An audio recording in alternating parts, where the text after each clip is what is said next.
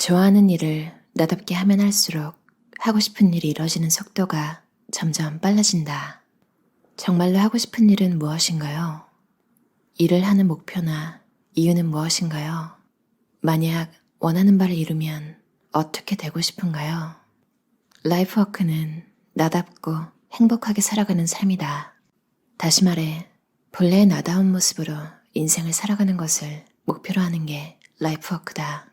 나의 감정이 행복의 기준이다. 라이프워크를 실현하는 일은 나다운 인생을 창조해 나가는 과정과 같다. 내가 라이프워크를 살아가고 있는지 아닌지는 객관적인 지표로 판단할 수 없다. 나는 행복한가, 즐거운가, 기쁨가, 만족스러운가, 성취감을 느끼는가와 같은 시점에서만 판단 가능하다. 창업을 하고 비즈니스의 최전선에서 활약하는 삶을 행복으로 느끼는 사람이 있는가 하면 안정적인 직장의 회사원으로서 하루하루를 보내는 생활이 행복한 사람도 있다. 행복과 만족은 겉으로 보이는 형태가 아니라 각자가 느끼는 기분, 즉 감정에 따라 결정된다. 그러므로 나의 감정을 정확히 아는 것은 매우 중요하다. 그런데 우리 대부분은 어릴 때부터 감정보다 사고를 우선시하기를 강요받아왔다. 학창시절에 좋아하는 과목뿐만 아니라 싫어하는 과목까지 억지로 공부해 좋은 점수를 받아야 했던 것처럼 어떻게 하고 싶은가 보다는 어떻게 해야 하는가를 먼저 생각하도록 배웠다. 많은 사람들이 학업이나 동아리 활동, 나아가 직업이나 인간관계에서 무엇 해야만 하니까 혹은 무엇 하는 편이 나한테 더 이득이니까 한다 는 선택을 수없이 해왔을 것이다. 안타깝게도 이런 경험은 감정을 억누르고 사고로 모든 일을 판단하는 습관을 단단히 심어줬다. 게다가 대부분의 사람들은 여전히 인내를 미덕으로 삼고 있다. 상담을 하다 보면 내담자로부터 다음과 같은 고민을 자주 듣는다. 안정된 직업도 있고 인복도 많다고 자부할 수 있어요. 가족들, 친구들하고도 아무 문제 없이 잘 지내요. 그러니 저는 행복해야 마땅한데 이상하게 전혀 행복하지 않아요. 제가 이상한 건가요? 머리로 생각하면 틀림없이 행복한 상황임에도 마음이 행복하지 않다면 어딘가 잘못된 것이다. 라이프워크를 실현하는데 가장 중요한 것은 나의 감정을 솔직하게 느끼는 일이다. 따라서 내가 좋아하는 일, 즐거워하는 일, 가슴 설레는 일은 무엇인가? 내가 최근에 감동한 일, 마음껏 웃었던 일은 무엇인가? 내가 싫어하는 일, 하기 싫은 일, 잘 못하는 일은 무엇인가 등을 수시로 점검해 볼 필요가 있다. 할 수 없는 일을 인정해라. 좋아하는 일을 좋아한다고 당당히 인정했다면 그 다음에는 좋아하는 일에 얼마나 에너지를 쏟을 수 있는지에 대해 생각해 봐야 한다. 좋아하는 일을 마음껏 하면 자기 혐오의 감정이 생길 틈이 없다. 부끄러워하거나 남의 시선을 크게 신경 쓰지 않으며 점점 더 자유로워진다. 라이프워크를 실현해 나가는 것 또한 이와 비슷하지 않을까? 내가 좋아하는 일이라면 아무리 나이가 들어도 무한한 에너지를 쏟을 수 있다. 좋아하는 게임을 하느라 밤을 꼴딱 새우거나 좋아하는 가수의 콘서트를 보기 위해 먼 거리를 마다하지 않고 찾아가거나 혹은 좋아하는 음식을 먹기 위해 오랫동안 줄 서서 기다렸던 경험은 누구에게나 한 번쯤은 있으니 말이다. 게다가 좋아하는 일을 할 때는 평소에 싫어하던 일도 신경이 덜 쓰인다. 다음 주에 하와이 여행이 잡혀있다고 치자. 즐거운 여행을 앞둔 이 시점에서는 그렇게 골치 아프던 경비 처리 업무도 까탈스러운 상사의 잔소리도 여유로운 마음으로 대할 수 있다. 좋아하는 일에 에너지를 쏟다 보면 기분이 좋아져서 편안한 마음으로 지내는 시간 또한 늘어난다. 서툴거나 싫은 일을 처리해야 하더라도 지금까지와는 완전히 다른 기분으로 즐겁게 할 수 있다. 좋아하는 일이나 즐거운 일에 에너지를 발산하면 마음이 건강해진다. 게다가 그런 스스로를 기특하게 여기며 자신감이 붙어 자기 긍정감 또한 높아진다. 주변을 좋아하는 물건으로 채운다. 내담자들이나 강연을 들으러 오는 사람들에게 다음과 같이 제안한다. 내 공간을 내 마음에 드는 물건으로 채워보는 게 어떨까요? 요리를 좋아하는 사람은 칼이나 도마, 그릇, 카틀러리 등을 차츰차츰 자신이 좋아하는 물건으로 바꾼다. 사람을 자주 만나는 일을 한다면 옷이나 구두, 가방을 살 때 반드시 비싸고 좋은 것 혹은 브랜드를 의식해서 선택하지 말고 개인적인 선호도를 기준으로 선택한다. 이렇게 자신의 주변 환경을 좋아하는 물건으로 조금씩 채워나가는 연습을 해보자. 내가 좋아하는 물건에 둘러싸이면 기분 또한 좋아진다는 것은 굳이 말하지 않아도 알 것이다. 우선 당장 실행할 수 있는 일부터 변화를 주도록 한다. 라이프워크로 정리되는 인간관계를 두려워하지 마라. 인간관계에 연연할 하등의 이유가 없다. 마지막으로 조금 슬프고 쓸쓸한 이야기를 하려 한다. 라이프워크를 실천하기 시작해서 점점 나답게 바뀌어가면 특정 변화가 일어난다. 그것은 바로 친하게 지내던 친구나 동료 중의 일부가 나와 거리를 두기 시작한다는 사실이다. 동시에 나 또한 이 사람과 친분을 유지하기는 힘들겠어 하고 느끼는 사람들이 생길지 모른다. 지금까지 소위 말하는 좋은 사람으로서 주의에 맞춰 인간관계를 구축해왔다고 하자. 그런데 나답게 살아가기 시작하면 반드시 좋은 사람으로만 있을 수 없는 상황이 여기저기서 벌어진다. 여태까지는 동료가 술 마시러 가자고 하면 내키지 않아도 같이 가졌지만 지금은 하고 싶은 공부가 있다고 말하며 거절한다. 예전에는 친구가 고민 상담차 만나자고 하면 바로 달려나가곤 했지만 지금은 하고 싶은 일이 있으니 다음에 보자고 양해를 구할 수도 있다. 그러다 보면 내가 좋은 사람이라는 이유로 교류하던 사람들이 서서히 멀어져 간다. 개 중에는 나보고 변했다며 해난하는 사람도 나올 수 있다. 이런 상황에 맞닥뜨리면 쓸쓸하고 슬픈 동시에 마치 냉혈한이 된 것 같아 마음이 좋지 않다. 하지만 이렇게 생각해보면 어떨까? 나의 좋은 사람 영역을 이용하던 사람들이 사라진 것뿐이며 나의 변화를 진심으로 응원하고 지지해주는 사람만 남은 것이라고 말이다. 무엇보다 시간이 지나면 오히려 인간관계가 편해진다.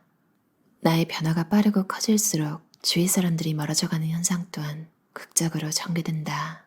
하지만 이는 라이프워크의 실행이 시작되고 나다운 인생을 걷기 시작했다는 반증이다. 그러니 긍정적으로 받아들이고 내가 추구하는 바를 향해 나아가는 일을 멈추지 말자. 지금 잃어버린 얄팍한 인간관계는 나다운 인생을 살다 보면 충분히 보상받을 수 있다. 라이프워크를 살기 시작하면 마찬가지로 라이프워크를 살아가는 다른 사람들과 새로운 만남이 생긴다. 나의 변화는 만나는 사람들이 어떻게 달라졌는가에 주목하면 알 수 있다. 지금까지라면 만나지 못했을 유형의 친구를 만나게 되고 편하게 사귈 수 있는 동료가 생기기도 한다. 더 나아가 나의 변화를 부정하고 멀어진 사람들도 나에게 자극받아서 그들 자신다운 인생에 대해 진지하게 고민해보기도 한다. 그러면서 예전과 다른 모습으로 내 앞에 다시 나타날 수도 있다. 한 여성은 지금까지 혼자만의 세계에서 살아왔으며 결코 외향적인 성격이라고 할 수 없었다.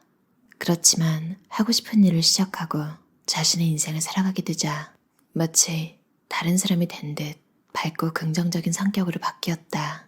엄청 달라지신 것 같아요 하고 말을 건네자 그녀는 저도 그렇게 생각해요 라며 활짝 웃었다.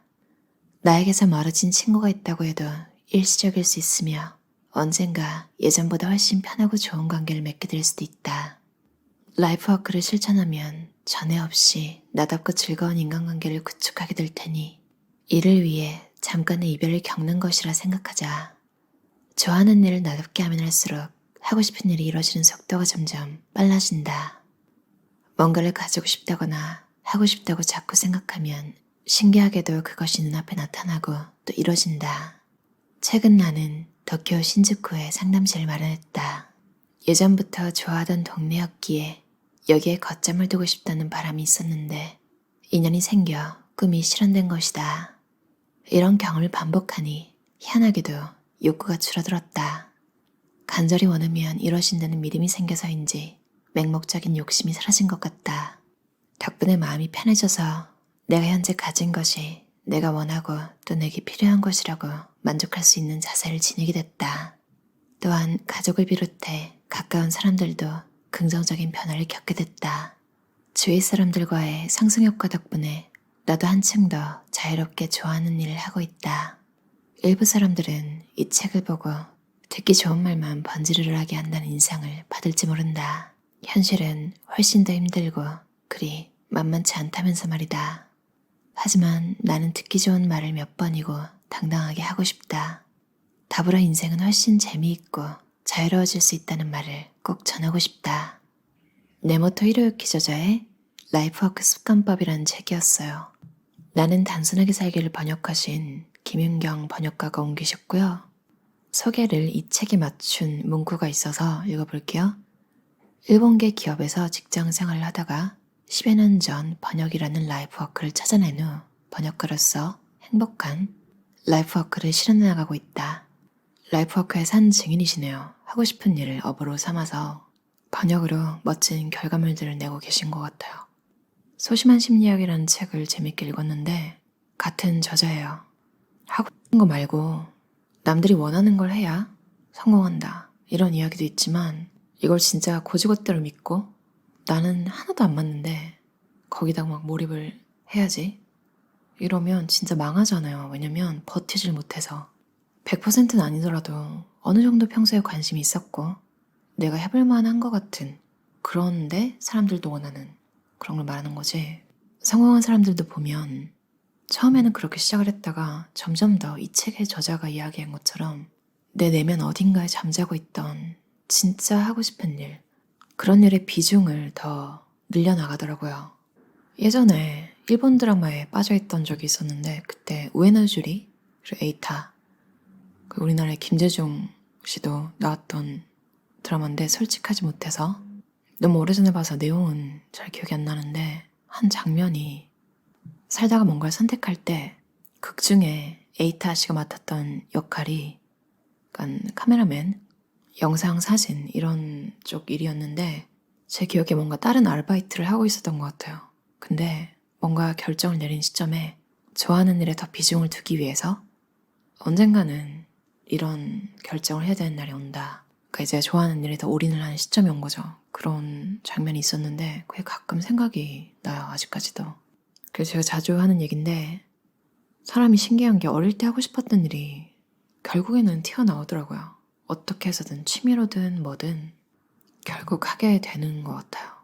딜버트를 그린 만화가 스컷 애덤스도 어느 순간에 내가 사고 싶은 걸 다 사게 되는 능력이 되고 나서부터는 신기하게 뭔가를 사고 싶다, 뭔가를 가지고 싶다 이런 마음이 사라졌다고 했는데 이 저자도 똑같은 이야기를 해서 어떻게 보면 능력이 안 되는데 과시적 소비를 못 끊는 사람들은 이게 정말 결핍에서 나온 거일 수도 있겠다. 내가 진짜로 가지고 싶은 건지 아니면 남들 눈에 내가 변변찮아 보이기 싫어서 잘나 보이고 싶어서 그래서 가지고 싶은 건지 아닌지는 잘나지고 나서 그걸 계속 가지고 싶은지 보면 되잖아요. 뭐 진짜로 원래 취향이 그럴 수도 있겠고 그때가 되면 내가 그때 겉모습에 너무 집중했던 게 내 결핍을 들키고 싶지 않아서였구나. 지금 이렇게 내가 원하는 대로 살고 나니까 사고 싶은 게 오히려 없네. 이렇게 생각할 수도 있을 것 같아요. 맞아요. 얼만큼 벌어야, 어떤 직업을 가져야, 기타 등등 온갖 조건으로 그 사람이 성공했는지 아닌지 판단하는 게 무슨 의미가 있을까요? 나답게 사는 거, 내가 하고 싶은 일을 할 수 있는 거, 그게 성공한 삶 아닐까요? 여러분만의 라이프 워크를 꼭 찾아내서 행복하게 사셨으면 좋겠어요. 들어주셔서 감사합니다.